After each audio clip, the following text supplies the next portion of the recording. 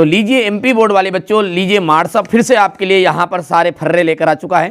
यहाँ पर अपन देखते हैं सेट ई। इससे पहले मैंने already A B C D तक आपको बता दिए हैं, क्योंकि मार्क्सअप की एक ऑफलाइन कोचिंग जिससे बच्चे हर साल बनाते हैं टॉपर। ठीक है, आपको भी बनना है इसी तरीके से। तो चलिए विश्वास करिए, सारी चीज़ें जो बताऊंगा ना क्वेश्चन आउट पेपर में नहीं जाएगा। ठीक है, पूरे क्वेश्चन में आपको बता दूंगा, पूरा है कि कर देंगे यार किस तरह का एग्जाम आ रहा है। ठीक है, मैं ये नहीं कर रहा हूँ कि असली नकली वो तुम्हारे इस तरह से देखो, मैं सारे क्वेश्चन दूंगा, प्रॉपर तैयारी करना है। पूरे 10 साल का अनुभव के अनुसार सारी बुकों का मैंने रिसर्च किया, निचोड़ करने के बाद में सैंपल पेपर देता हूँ। ऐसा नहीं हर कहीं से दे दिया मैंने उठा के। ठीक है, क्वेश्चन आप तो देख लेना, आप एग्जाम में फंसेंगे पूरे। इससे पहले भी 4 तरह के पेपर करा चुका हूँ, है ना। एक पेपर से कुछ होना जाना नहीं है। इससे आप हाँ ये कर सकते हैं कि आप 50 नंबर आराम से कंप्लीट कर पाओगे एक पेपर में। सूर सागर के रचनाकार हैं, सूर सागर के जो रचनाकार है कौन है? सूरदास जी है, सब जानते भी हैं। सूरदास जी सूर सागर के रचनाकार हैं। किस वार्णिक छंद में प्रत्येक चरण में 31 वर्ण होते? ऐसा कौन सा वार्णिक छंद है जिसके प्रत्येक चरण में 31 वर्ण रहेंगे? तो कवित्व छंद है वो। कौन सा छंद है? कवित्व छंद। बिस्मिल्लाह खां का जन्म हुआ था, बिस्मिल्लाह खां का जो जन्म हुआ था कहाँ हुआ था? डुमराव में हुआ था। कहाँ पे? डुमराव में। ठीक है, याद रखोगे। एक से अधिक अर्थ देने वाले शब्द कहलाते हैं, एक से अधिक अर्थ देने वाले शब्द कहलाते हैं आपके अनेकार्थी शब्द। क्या कहलाते हैं? अनेकार्थी शब्द। मैं क्यों लिखता हूँ, मैं क्यों लिखता हूँ, इसके लेखक कौन है? ठीक है, अज्ञे जी है। कौन है? अज्ञे जी। दोहा छंद के प्रथम और तृतीय चरण में कितनी कितनी मात्राएं होती है? देखिए इससे पहले वाले मैंने जो वीडियो बनाया था ना उसमें बताया था आपको कि पहला सेट आगे का डी में कि दोहा छंद होता है ना, उसमें इस टाइप से श्रृंखला होती है। ये पहले वाला होता है 13 13 यानी कि प्रथम तृतीय, और दूसरी जो पोजीशन होती है वो 11 11 की होती है। तो आप देख के बता दो खुद ही। यहाँ बोल रहा है प्रथम और तृतीय चरण में कितनी कितनी मात्रा आएगी? 13 13, और दूसरे और चौथे में कितनी आ जाएगी? 11 11। ठीक है, तो यहाँ पर आपको ध्यान रखना है कौन सा ऑप्शन राइट रहेगा, पर 13 13 वाला आंसर राइट रहेगा। हो गया। इसके बाद में थोड़ा सा अपन यहाँ पर देखते हैं रिक्त स्थानों को। बिहारी, बिहारी जो है रीतिकाल के प्रमुख कवियों, बिहारी जो है रीतिकाल के प्रमुख कवियों में से एक है। हो गया, तो यहाँ पर आ जाएगा आपका रीतिकाल। पहला भर देते अपन रीतिकाल। हो गया। कविता में रचना विधान को क्या कहते हैं? कविता में जो रचना विधान है उसी को तो छंद कहते हैं बाबू सोना। लेखिका मन्नू भंडारी का जन्म कहाँ हुआ था? मंदसौर जिले के भानपुरा गांव में। तो गांव का नाम है भानपुरा, मंदसौर मत लिख देना, मंदसौर तो उनका जिला है। ठीक है। चंद्रमुख में कौन सा समास है? तो चंद्रमुख में कर्मधारय समास, कर्मधारय समास। ठीक है। क्रिया विशेषण से क्रिया होने की रीति का ज्ञान होता है, तो रीतिवाचक क्रिया, रीतिवाचक क्रिया। तो ये रीतिवाचक यहाँ पर लिख देते हैं अपन,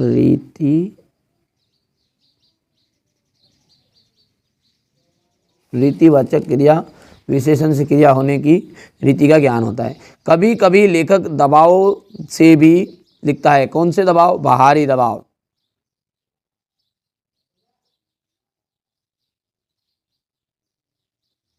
बाहरी दबाव। अब ऐसा हो गया।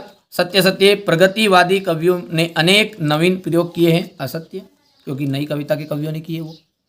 दोहा जो एक सम्मात्रिक छंद है तो अर्ध सम्मात्रिक छंद है, असत्य रहेगा। हिंदी का प्रथम उपन्यास परीक्षा गुरु को माना गया है, तो सत्य बात है। भाववाच्य में क्रिया कर्म के अनुसार होती है, तो असत्य हो गया। लेखक की प्रत्येक रचना श्रेष्ठ होती है, असत्य हो गई। साहित्य लहरी तुलसीदास जी की कृति है, तो असत्य हो गया है। मंगलेश डबराल, मंगलेश डबराल जो है उसके लिए नेशनल बुक ट्रस्ट। मानवीय क्रियाओं का, तो मानवीकरण। राम वृक्ष बेनीपुरी, चिता के फूल। भिक्षु के पत्र, भदंत आनंद कौशल्यान, जो ईश्वर में विश्वास करता हो। आस्तिक। मैया का जाएगा कड़वा तेल लगाती थी, किसको? भोलानाथ। एक वाक्य में उत्तर है। आपके पाठ्यक्रम में जयशंकर प्रसाद की कौन सी रचना है? आत्मकथ्य रचना है अपने बुक में जयशंकर प्रसाद की। रामचरितमानस में प्रमुख छंद कौन सा है? तो चौपाई छंद है। बाल गोविंद भगत क्या काम करते थे? खेती बाड़ी का काम करते थे। एक अनार 100 बीमार का अर्थ है वस्तु की पूर्ति कम और मांग ज्यादा। जापान में के हिरोशिमा में परमाणु बम गिराया गया था। बिल्कुल। कामयानी किसकी रचना है? तो जयशंकर प्रसाद की है। प्रगतिवादी काव्य की दो विशेषताएं लिखिए। प्रगतिवादी जो काव्य है उसकी दो विशेषताएं यहाँ पर बताइए। ठीक है, नई कविता की दो प्रमुख कवियों के नाम और एक एक रचनाएं देखनी है। जयशंकर प्रसाद। तो ये क्वेश्चन आंसर मैं आपको सॉल्यूशन के साथ प्रोवाइड करा रहा हूँ। ठीक है, इसको प्रॉपर ढंग से आपको तैयार कर लेना है। हो गया ये। यहाँ पर आपका हो जाएगा क्वेश्चन नंबर 15। 15 के बाद में जाएगा क्वेश्चन नंबर 16। 16 के बाद में 17, 18, 19 और 20 हो गया। 20 के बाद में ये आपका अथवा वाला, ये आपका क्वेश्चन नंबर 21 अथवा, और ये 22 और 23 हो गया भैया। बढ़िया से आप तैयार करिए। ये अपने क्वेश्चन पेपर बता दिया। चलिए इसको पीडीएफ के थ्रू इसका सॉल्यूशन अपन देख लेते हैं। तो चलिए यहाँ पर अपन अब इसका सॉल्यूशन अच्छे से देखते हैं। देखिए, प्रगतिवादी काव्य की प्रमुख दो विशेषताएं लिखी है।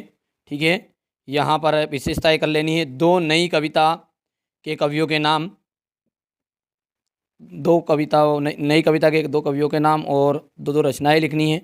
यहाँ से आप देख सकते हैं जयशंकर प्रसाद का जाएगा रचनाएं, भाव पक्ष, कला पक्ष, और ये हो गया आपका यहाँ पर साहित्य में स्थान। यदि हम बात करें सूर्यकांत त्रिपाठी निराला, तो सूर्यकांत त्रिपाठी निराला का देख सकते हैं अनामिका और परिमल। ठीक है, यहाँ पर है भाव पक्ष और कला पक्ष देख सकते हैं, ये साहित्य में स्थान हो गया। यदि हम बात करें इसकी तो जयशंकर प्रसाद, ठीक है, और सूर्यकांत त्रिपाठी निराला का पहले ही आपके उसमें हो गया है। ठीक है भैया, यहाँ पर अपन देखते हैं तो आगे चलिए इसके आगे अपन बात करें तो यहाँ से आपको करना है ये कंप्लीट क्वेश्चन नंबर 8। ये इसका अथवा हो गया बेटा, जल्दी जल्दी कर लीजिए। और ये बच्चे की मुस्कान और बड़े व्यक्ति की मुस्कान में क्या अंतर है? सेट सी में हो गया है। ये भी आपका सेट सी में हो चुका है। ठीक है, यहाँ पर आप देख सकते हैं कवि ने जो सुख सपने के देखे थे कविता में क्या अभिव्यक्त किया गया है। खंड काव्य, अलंकार, इससे पहले भी मैंने आपको वीडियो दे दिए हैं, नहीं देखा तो देख लेना। माधुर्य गुण किसे कहते हैं? उदाहरण सहित। लेखक स्वयं प्रकाश हो गया। रचनाएं, साहित्य में साहित्यिक विशेषताएं, भाषा शैली, साहित्य में स्थान। राम वृक्ष बेनीपुरी का देख लीजिएगा आप यहाँ से। और ये आग की खोज एक बहुत बड़ी चीज़ क्यों मानी जाती है? गांव का सामाजिक परिवेश आषाढ़ का चढ़ते ही उल्लास से क्यों भर जाता है? यहाँ पर आप क्वेश्चन नंबर 14। सेनानी ना होते हुए भी लोग कैप्टन क्यों कहते थे चश्मे वाले को? यहाँ पर हलदार साहब मायूस क्यों थे? जीवनी और आत्मकथा में अंतर हो गया। नाटक और एकांकी में अंतर आपको कोई दो बताने हैं, इतने सारे अंतर याद नहीं करना है। निपात शब्द किसे कहते हैं? वाच्य किसे कहते हैं? इसके भेद, ये हो गया वाच्य का। यहाँ से अथवा हो जाएगा। राष्ट्रीय शिक्षा नीति के अनुच्छेद लिखना है आपको। इंटरनेट पर भाई बहन का संवाद, ये गद्यांश पद्यांश संदर्भ प्रसंग व्याख्या जो है बढ़िया से कंप्लीट कर लेना है ना। ये हो गया इतना। यहाँ पर मधुप गुनगुना कर कह जाता कौन कहानी यहाँ अपनी, उज्जवल गाता कैसे गाऊँ, मधुर चांदनी रातों की, अरे खिलखिला कर हंसने वाली उन बातों की। ठीक है, तो ये इसको संदर्भ प्रसंग व्याख्या करना अपना इसको। ठीक है, मेरी तरफ से कोई कमी नहीं रह रही है, आप अच्छे नंबर प्राप्त करो, बस यही उद्देश्य है।